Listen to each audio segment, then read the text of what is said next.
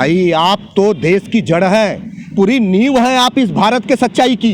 नहीं तो आज ये मीडिया कर्मी हमारे भाई बंधु नहीं होते तो शायद करखियाओं के किसानों की आवाज़ को दबा दी गई होती, लेकिन हमारे हम दो बार गिरफ्तार किया गया। लेकिन ये मीडिया बंधुओं को मैं आप सबको बहुत बहुत धन्यवाद देना चाहता हूँ कि उस गरीब किसानों को न्याय दिलाने का काम आपने किया है, अपने पेपर के माध्यम से, अपने चैनल के माध्यम से, जो आप लोगों ने इस आवाज़ को उठाया और दूर दूर तक पहुँचाया, इसे राष्ट्रीय मुद्दा बनाया है, जिस वजह से करखियाओं के किसानों का फैसला आया। और ये आपका जो मुहिम है, ये भारत में सच्चाई को आपने जिंदा रखा है। उस गरीब की आवाज़ भी आप उठा देते हैं जिसकी आवाज़ कोई नहीं सुन पाता, प्रशासन तक या शासन तक नहीं पहुंच पाता है। उस आवाज़ को आप जो है कि आसमान की ऊंचाइयों तक पहुंचाने का आप काम करते हैं, इसलिए मैं सबसे पहले आप लोगों को बहुत बहुत सा धन्यवाद देता हूं। किसानों की बात करी, इनके खाद नहीं मिलते हैं उचित दामों पे, इनकी जो है कि धान की फसल जब पैदावार तैयार होती है तो उनकी क्रय नहीं हो पाती है ढंग से, और किसान बेचारे दौड़ते रहते हैं। ऐसी समस्याओं पर कभी कोई बात करता है? जी नमस्कार, मैं हूं वाराणसी से शैलेंद्र सिंह और आप देख रहे हैं आईपा यानी all India progressive politics association. इसके अंतर्गत बातें होती हैं प्रगतिशील राजनीति की और चर्चाएं करते हैं कुछ खास महत्वपूर्ण बिंदुओं पर। चूँकि 2022 के चुनावी आगाज़ में इस समय आपसे मुलाकात कराते हैं यहाँ पे एक किसान नेता से जो कि भारतीय किसान यूनियन से जिला अध्यक्ष हैं धनंजय जी, और जानते हैं कि क्या हाल है इस समय, किसानों का आक्रोश किस कदर था बीजेपी सरकार के प्रति और कितना इस समय नरम हुए हैं बीजेपी के प्रति, सब कुछ जानते हैं इन्हीं की जुबानी। क्या असर रहेगा 2022 में, चूँकि 2022 का जो क्षेत्र जो आपसे बताते थे चुनावी इस रण में, ये वाराणसी की जो 8 की 8 जो सीटें थी ये एनडीए के पाले में जाती नजर आई थी और जीत दर्ज हुई थी एनडीए की। अब बात करते चलते हैं कि 2022 में क्या उतार चढ़ाव रहेगा, क्या समीकरण बनेंगे, जानते हैं धनंजय जी की जुबानी। धनंजय जी स्वागत है आपका आईपा में। जी धन्यवाद, बताएं। धनंजय जी अगर बातें की जाए तो किसान कितने खुश कितने नाराज मौजूदा सरकार से? देखिए, जहाँ तक मैं धनंजय सिंह, वाराणसी जिला अध्यक्ष, भारतीय किसान यूनियन लोक शक्ति से हैं, हम आपको बताना चाहेंगे कि चुनाव तो आ गए हैं, सभी लोग अपने वादे की पिटारे को खोल करके जनता के बीच जा रहे हैं। अभी तक किसी भी सांसद या विधायक, किसी भी पार्टी ने किसानों की चर्चा नहीं करी। अपने मैनिफेस्टो में जब ये लोग लागू करते हैं, जनता को भरमाने का प्रयास करते हैं, क्या कभी इन लोगों ने किसानों की बात करी? इनके खाद नहीं मिलते हैं उचित दामों पे, इनकी जो है कि धान की फसल जब पैदावार तैयार होती है तो उनकी क्रय नहीं हो पाती है ढंग से, और किसान बेचारे दौड़ते रहते हैं। ऐसी समस्याओं पे कभी कोई बात करता है? कोई भी नेता बात करता है? यहाँ की अगली बार सारी सीटें एनडीए के पक्ष में गई थी, वो हम लोग भी साथ में थे, हम लोग भी वोट किए थे, सारे किसान ही वोट किए थे, तब जाके इनकी सरकार बनी थी। आवाज़ जिस तरह से किसानों के साथ अहित हो रहा है, उनको अनदेखा किया जा रहा है, आने वाले समय में किसी भी सरकार का समर्थन अभी करने को तैयार नहीं है। धनंजय जी, अब रिंग रोड फेज 2 की बात की जाए, जिस समय उद्घाटन होना था पीएम नरेंद्र मोदी का, विपक्ष के लोगों ने बहुत निशाना साधा था, उसमें फसल जो थी उस फसल को नष्ट किया गया, उसके साथ साथ वहाँ पे मंच बनाए गए आने के लिए। हालांकि इनकी चुनावी आगे की रणनीतियाँ थी, पीएम का आना था, सुरक्षा के मामले होते, उस पर मैं कोई टिक्का टिप्पणी नहीं करूँ, विपक्ष के हवाले से मैं ये बात आपसे बात कर रहा हूँ। इसी कुछ दिन पहले अमूल फैक्ट्री जो लगी जहाँ पे उद्घाटन हुआ, हमें याद आता कि आपने बहुत प्रोटेस्ट किया था, उसको हम लोग कवरेज करने भी गए थे। क्या था और क्या अब तक निष्कर्ष निकल के आया? देखिए, अभी स्थिति तो वही है। अमूल फैक्ट्री लगने के लिए वहाँ थी, किसान विरोध कर रहे थे, उसमें हम भी थे और हम खड़े हुए थे। वहाँ कम से कम हजारों की संख्या में किसान थे, लेकिन प्रशासन अपने ताकत के बदौलत, अपने पावर के बदौलत 7 गाड़ी पीएसी लगा करके वहाँ किसानों को खदेड़ा है। मुझे उठा करके जेल में बंद कर दिया गया और इसके बाद किसानों की फसल को जोत करके उस पर अमूल को कब्जा दिलवाया जा रहा है, जबकि किसानों की मात्र 1-2 मांग थी कि हमारे ज़मीन का जो मुआवजा सुप्रीम कोर्ट और जो कि जिला जज ने जो निर्धारित किया हुआ है वो मुआवजा हमें किसानों को दे दे, और इसके बाद प्रत्येक किसान के परिवार को नौकरी दे दे। हम किसी प्रकार के अमूल का या विकास का कोई विरोध नहीं करते हैं, लेकिन आज तक न तो किसी किसान का पैसा आ पाया, न तो किसी किसान को अभी तक नौकरी का आश्वासन मिल पाया है। देखिए, जिस प्रकार से प्रोटेस्ट था आपका, जिस प्रकार से विरोध था किसान का, मौजूदा स्थिति की बातें की जाएं, क्या नज़र आता है? हालांकि किसानों के लिए अगर बड़े पैमाने की पश्चिमी यूपी की बातें की जाएं, पश्चिम का जो किसान जो है वो बहुत संघर्ष करता है। भट्टा परसोल की अगर बातें रही हों, कांग्रेस शासन की बातें रही हों, समाजवादी पार्टी बीएसपी की शासन की बातें रही हों, जो किसान जो विरोध करते हैं वो पश्चिमी यूपी की बातें ज़्यादा होती हैं। वहाँ पे पूरब का किसान कहाँ से अपने आप को कमज़ोर महसूस करता है? देखिए, पूरब में, उत्तरी पूरब में अब तो किसान नहीं रह गए, किसान को मजदूर बना दिया गया है। जिस प्रकार से ये एक्ट लेकर के आए थे अभी अभी आप भट्टा परसौल की बात कर रहे हो, उसमें भारतीय किसान यूनियन लोक शक्ति ने लड़ाई लड़ी थी और वो उनकी ताकत है भारतीय किसान यूनियन लोक शक्ति की। इसको आज ये पार्टी के लोग पहचान नहीं पा रहे हैं और जब तक नहीं पहचानेंगे आप देख लीजिएगा कि आने वाले समय में किसान जिस तरफ मुड़ के जाएंगे सरकार उसी पार्टी की बनने वाली है। हम जिसको भी चुने वो ठीक है, हम ही चुनते हैं, लेकिन अगर वो सही करता है तो हम उसके जयकारे लगाते हैं, लेकिन वो किसानों के साथ अगर गलत करता है तो हम उसके खिलाफ सड़क पे बैठ भी जाते हैं। हम लोग निश्चित तौर पे किसानों के लिए खड़े हैं, खड़े रहे थे और खड़े रहेंगे भी।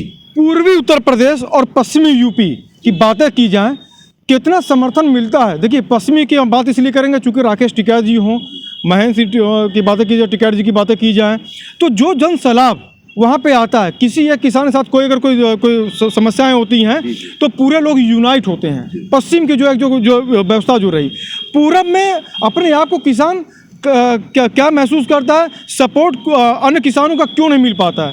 क्या कारण इसमें नजर आया आपको? देखिए, इसमें कई वजह है। पहली बात तो पूरब में कोई बड़े किसान नहीं है।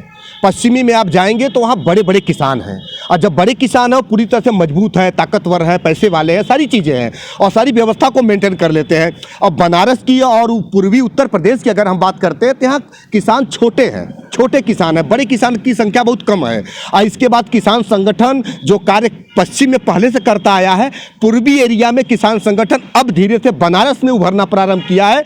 बनारस की लड़ाई को लेकर के हम उठे हुए हैं। यहाँ के किसानों को न्याय दिलवाने के लिए दो बार हमने अपनी गिरफ्तारी दी है और उनको न्याय दिलवाने का हमने काम किया है। और इस प्रकार से अगर किसान संगठन काम करता रहेगा तो आने वाले समय में पूर्वी उत्तर प्रदेश के किसान पश्चिमी उत्तर प्रदेश से ज़्यादा संख्या में इकट्ठा होंगे और खड़े होंगे। देखिए, यहाँ पे अगर बनारस की हम स्पेशल बात करें, बनारस में कम ज़मीन के लोग यहाँ पे लैंड ओनर जो हैं, यहाँ ज़मीन के मालिक जो हैं, कम ज़मीनें हैं यहाँ पे, तो स्वाभाविक सी बात है कि संख्या बल ज़्यादा होना चाहिए किसी प्रोटेस्ट के लिए।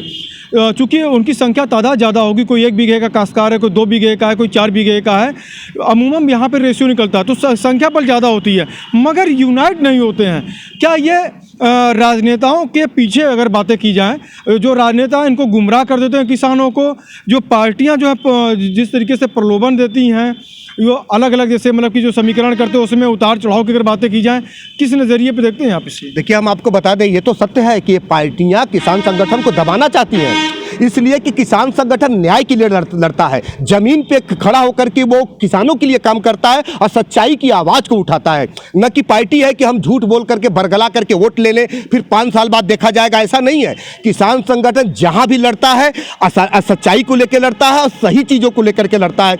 तो जब किसान संगठन जब इसका अभ्युदय हुआ धीरे धीरे करके, अभी तो अस्तित्व में आया है किसान संगठन, जब से ये जो है कि इन्होंने जब ये किसी कानून लाया तो उसमें किसान संगठन अस्तित्व में आए, और अस्तित्व में जब आए हैं तो जब ये अपना प्रभाव बनाना शुरू करते हैं तो यहाँ अदर पार्टी, जो भी पार्टी है, चाहे कोई भी पार्टी हो उत्तर प्रदेश में, सब इनको दबाने का प्रयास करते हैं, दबा रहे हैं। इसलिए कि अगर उभर करके आ जाएंगे तो हम लोगों की सच्चाई जनता के बीच चली जाएगी और सरकार बनाना नामुमकिन हो जाएगा। इसकी वजह हमारे पीछे सारे राजनीतिक पार्टी पड़े हुए हैं। देखिए, किसान का दर्द वो समझ सकता है वो किसान। मैं आपसे बताता चलूं, भावनात्मक भी बातें आती हैं, हालांकि किसी पत्रकार को किसी भावनात्मक मुद्दों पर नहीं करना चाहिए, भावनात्मक से हटकर जो मौके की जो नज़ाकत है उसके हिसाब से बात करनी चाहिए।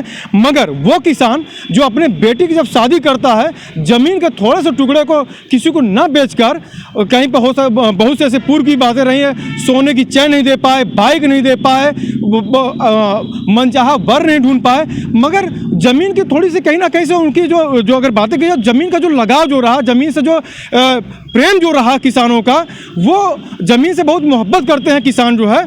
जब ऐसी ज़मीनों को जब अधिग्रहण किए जाते हैं, अब जब उसमें भी अगर कुछ अगर अनदेखी की जाती है तो उसका दर्द आप समझ सकते हैं, बेहतर समझ सकते हैं।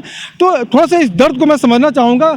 अमूल में अगर आपकी जो ज़मीनें गईं, ठीक है, चूँकि चुनावी चल रहा है इस समय, तो ऐसे वक्तव्य आपसे ऐसे जानकारी लेना चाहें जो मतलब कि चुनाव को मतलब कि प्रभावित ना करें, मतलब कि आपकी ओपिनियन जानना चाहते हैं।